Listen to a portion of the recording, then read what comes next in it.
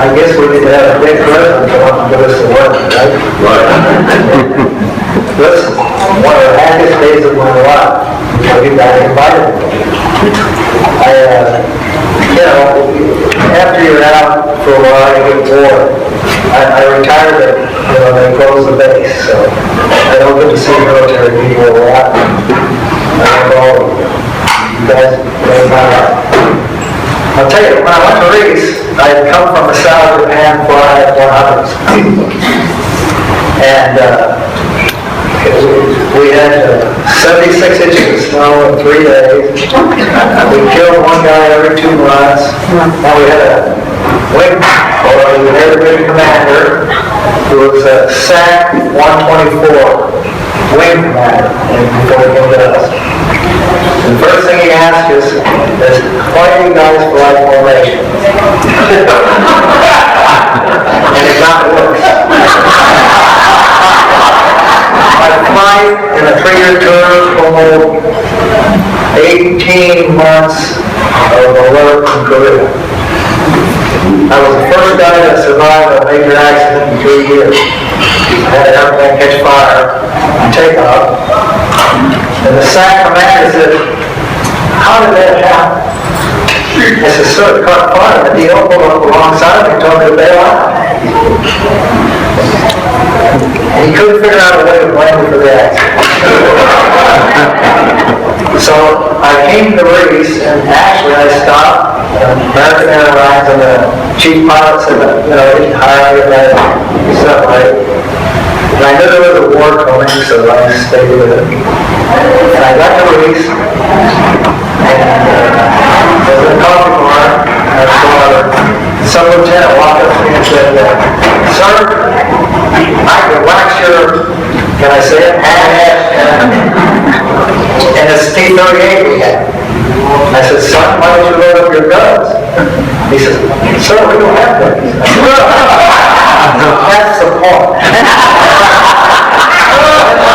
Commander, he said, after leading these guys to collaboration, when I had to he says, you TAC guys aren't disciplined. I'm going to watch you closely, Captain. I said, sir, I'll pay my way up to Canada.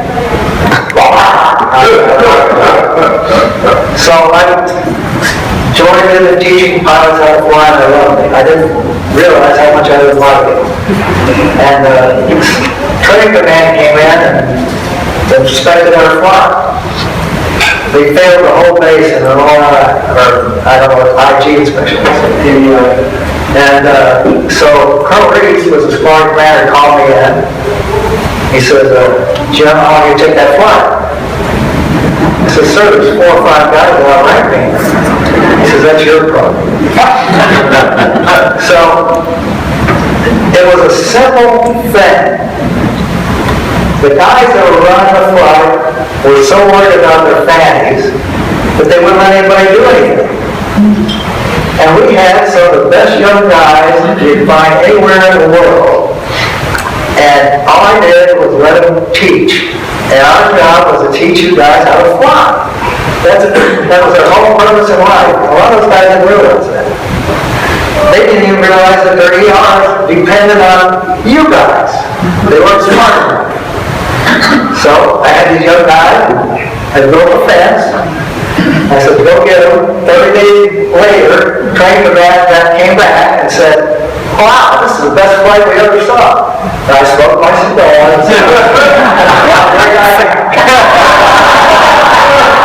But your class, I had a class or 2 before you, I think just 1, but I didn't have them the whole time, but yours was the first class I took all the way through.